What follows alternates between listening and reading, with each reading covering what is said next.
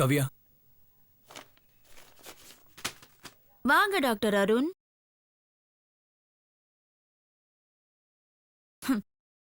போனவன் போனாண்டி, வந்தாலும் வருவாண்டி அப்படிங்கிற நிலைமையில தானே என்னை விட்டுட்டு போன. அப்புறம் என்ன திடீர்னு விட்டுட்டு போனவ இருக்காளா இல்லையான்னு பாக்கவா? சூரியன் சாயந்தரம் மறைஞ்சிடும். அந்த ஒளிய வாங்கிதான் நிலா வெளியில வரும்.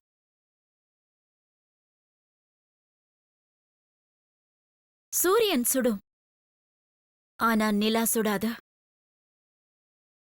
அதனாலேயே நிலா தேவையில்லைன்னு முடிவு பண்ணிடக்கூடாது.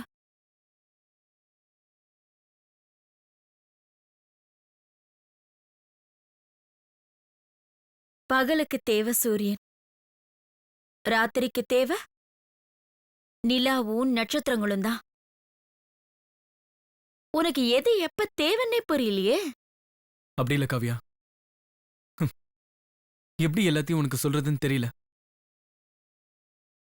அன்னைக்கு நான் இங்க இருக்கும்போது அப்பா வந்தார்ல, என்ன கூட்டிட்டு போனார்ல, வீட்டுல போய் என்ன நடந்துச்சுன்னு தெரியுமா?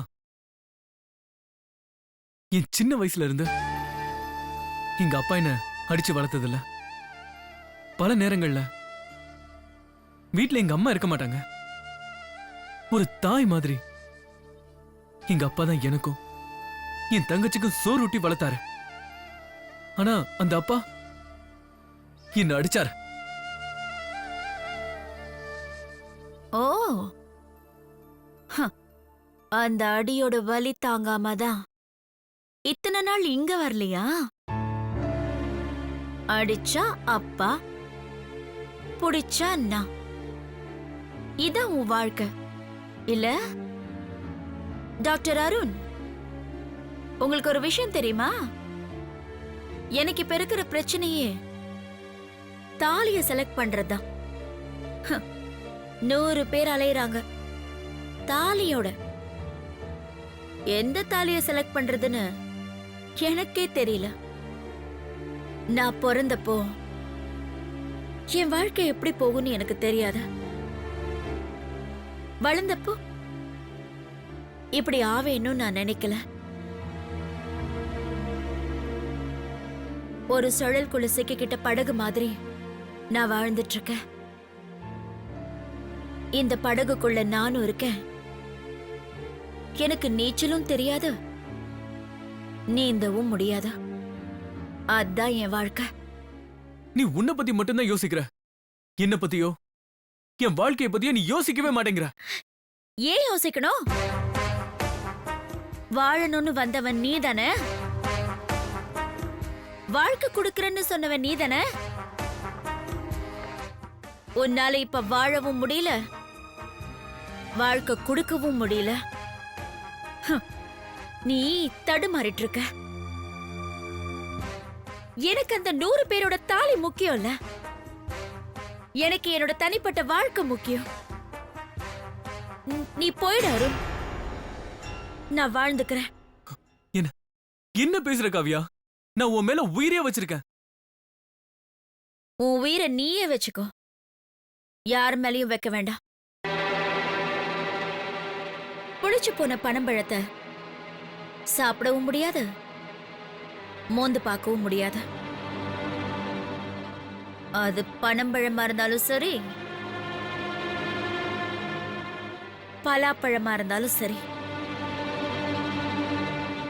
கிளம்பு, கிளம்பு.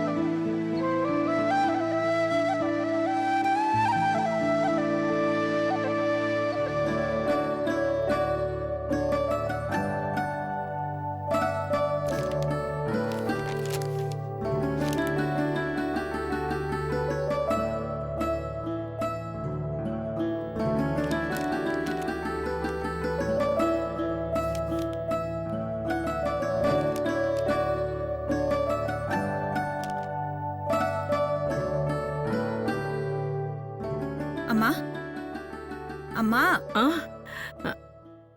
என்னம்மா நான் வந்தது கூட தெரியாம கூப்பிட்டதும் கேட்காம அவ்வளவு சுவாரஸ்யமா புத்தகம் படிச்சிட்டு இருக்க. ஒண்ணும் இல்லடா. பாலகுமாரன் நாவல் கண்ணாடி கோபுரங்கள் அதான் படிச்சுக்கிட்டு இருந்தேன். புத்தகம் எல்லாம் படிப்பியாமா நீ? நான் பார்த்ததே இல்லையே. ஓய்வா இருக்கும்போது படிப்பேம்மா. அது இப்போ. ஆனா சின்ன வயசுல இதுதான் என்னோட வாழ்க்கையே. ஜெயகாந்தன், அசோகமித்திரன், மகரிஷி, ராஜநாராயணன், கல்கி இவங்க புத்தகங்களை எல்லாம் தேடி தேடி படிப்பேன். அதிலிருந்து தான் வாழ்க்கையை கத்துக்கிட்டேன். அந்த வாழ்க்கையத்தான் இப்ப நான் வாழ்ந்துகிட்டு இருக்கேன். இந்த காலத்து புள்ளைங்க படிக்கிறதும் இல்ல, சரியா வாழ்க்கையை புரிஞ்சுக்கிறதும் இல்ல. படிப்புங்கிறது ஒரு போதை. அதுதான் நம்ம வாழ்க்கைக்கான சரியான பாதை. இப்ப உள்ள கம்ப்யூட்டர், லேப்டாப் இதெல்லாம் ஒரு ஃபேன்சி. ஆனா வாழ்க்கையோட ஓட்டத்துல அது ஒரு ஃபேண்டசி. அந்த ஃபேன்சியோ ஃபேண்டசியோ வாழ்க்கையோட ஓட்டத்தை தீர்மானிக்க முடியாது. ஒரு விஷயமா நம்பலாம், நம்பாமையும் போகலாம். அது ஃபேட். அது விதி. விதிக்கு 2 அர்த்தம் இருக்கு. ஒன்னு தலைவிதி, இன்னொன்னு நம்ம வாழ்க்கை முறைக்கு நாமளா விதிச்சுக்கிற விதி. கால ஓட்டத்துல நாமளா விதிச்ச விதிய தலைவிதி ஜெயிக்கலாம். ஆனா எல்லாத்துக்கும் ஒரு விதி இருக்குமா? அதுதான் வாழ்க்கை எனக்கு கத்துக் கொடுத்தது. காலங்கள் மாறும், காட்சிகள் மாறும். இது ஒரு கவிஞர் சொன்னது. இதுதாம்மா வாழ்க்கை. என்ன லட்சுமி, என்ன பேசிட்டு இருக்கீங்க? ஒன்னும் இல்லைங்கய்யா. பாலகுமாரனோட கண்ணாடி கோபுரங்கள் படிச்சுக்கிட்டு இருந்தேன். ஓ. அப்போ கண்ணம்மா வந்தா. நான் புத்தகம் படிக்கிறத ஆச்சரியமா பார்த்தா. அத ஒரு கேள்வியா கேட்டா. அப்படியாமா? ம். லட்சுமி, உனக்கும் சொல்றேன், கண்ணம்மா உனக்கும் சொல்றேன். கண்ணாடியில கோபுரம் கட்ட முடியாது. அது மாதிரி மணலாலையும் வீடு கட்ட முடியாது. அது உடைஞ்சிடும், இது கரைஞ்சிடும். வாழ்க்கைன்றது மணல் வீடு இல்ல. அதை யாராலையும் நிர்ணயிக்க முடியாது. கண்ணாடி கோபுரம் இல்லம்மா வாழ்க்கை. கோபுரங்கள் எப்பவுமே சாயாது. ஆனா பைசா கோபுரம் சாஞ்சிருக்கு. தாஜ்மஹால் சாஞ்சி இல்லல்ல. அதிசயங்கள் வேறுபடலாம், ஆனா மனித குணம் வேறுபடக்கூடாது. புத்தகங்கள் போதி மரம், ஆனா போதி மரம் புத்தருக்கு மட்டும்தான். சரியா?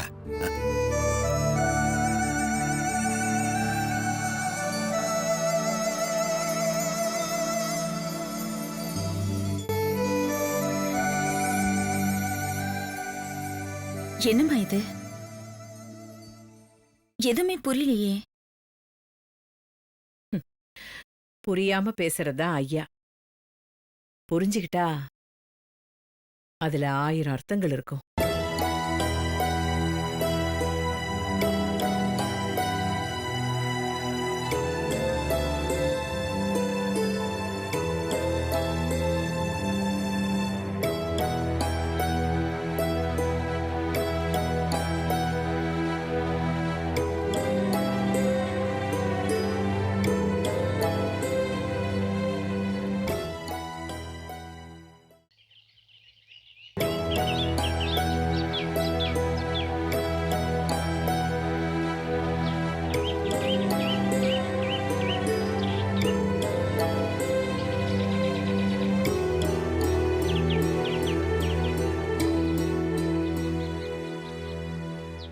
அப்பா, என்னடா கண்ணம்மா? ஒவ்வொருத்தரும் ஒவ்வொரு மாதிரி இருக்கீங்க. நான் மட்டும்தான் ஒரே மாதிரி இருக்கேனப்பா? கண்ணம்மா, ஏன் திடீர்னு உனக்குள்ள இப்படி ஒரு கேள்வி? மனசுன்றது மென்மையானது, அதை கஷ்டப்படுத்தக்கூடாது. மயில் இறகால வருடி கொடுக்கணும்.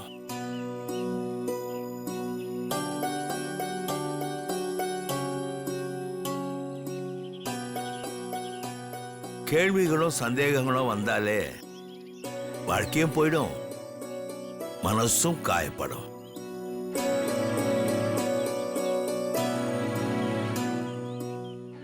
நீ நீயாவே இரு, நான் நானாவே இருக்கேன்.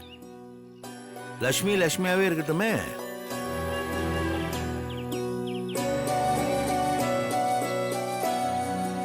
யாருடைய சந்தோஷத்துக்காகவும் யாரையும் வளைக்க கூடாதுமா. யாருடைய சுக துக்கத்துக்காகவும் யாரையும் உடைக்க கூடாது.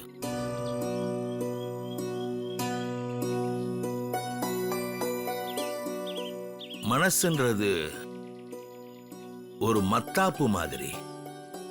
பத்த வச்சா அந்த நேரத்துல பொரிய கிளப்பிட்டு தானா அடங்கிடும். அத வார்த்தையாலேயோ உரலாலேயோ இடிச்சு உடைச்சிடக்கூடாது, காயப்படுத்தக்கூடாது.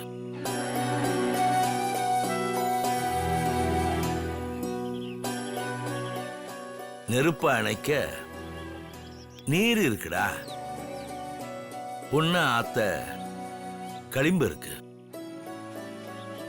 அது வெளி பொண்ணுக்கு, மனசு பொண்ணுக்கு மருந்தே கிடையாது. அது நாவினால் சுட்ட வடு.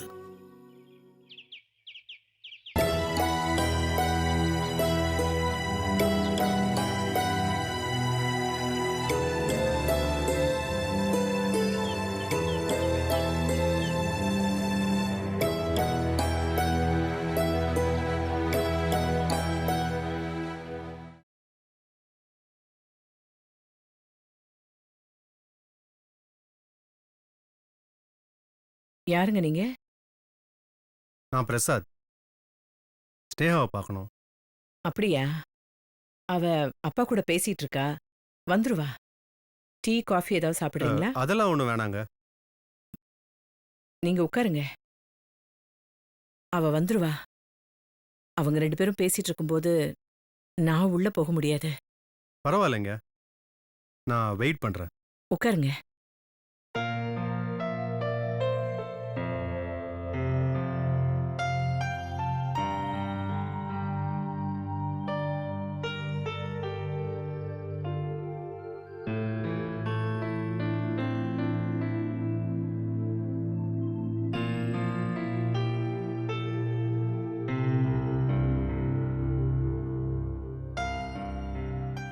என்ன சார்? சார், நான் பிரசாத். ஆ. ஸ்னேகாவை பார்க்கணும். நீங்க பிரசாத்ன்றது எனக்கு தெரியும், அதான் ஏற்கனவே வந்திருக்கீங்களே. என் பொண்ணு இன்னைக்கு ஆபீஸுக்கு வந்துச்சுல்ல, எதுவா இருந்தாலும் அங்கேயே பேசியிருக்கலாம்ல. ஒருவேளை மறந்துட்டீங்களோ? சரி, மறதி மனுஷனுக்கு இயல்பானது. வருவா, உட்காருங்க.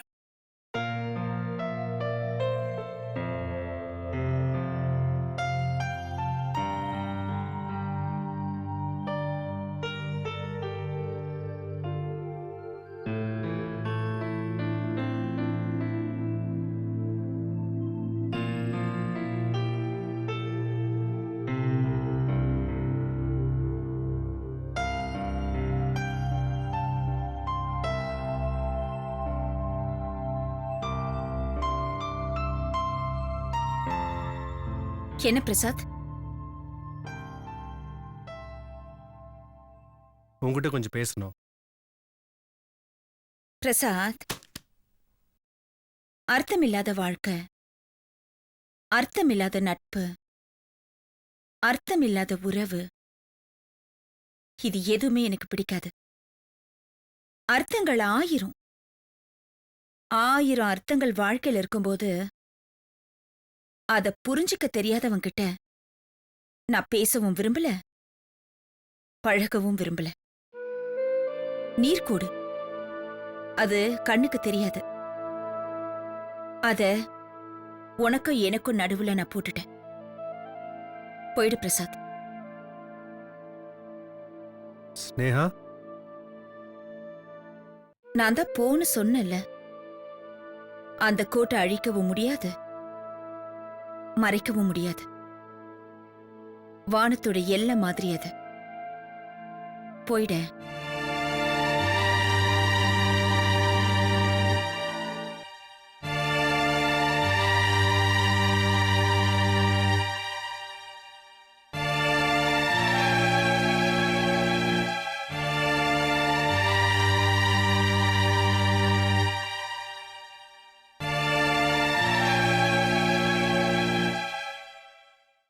என்னம்மா? அம்மா, நீர்க்குமிழி நீர்ல தானமா வரும், நிலத்துல வராதுல்ல?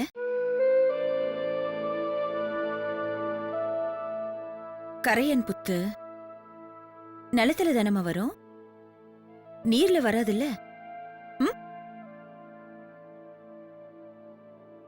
குமிழியா புத்தான்னு தெரியாத ஒருத்தங்கிட்ட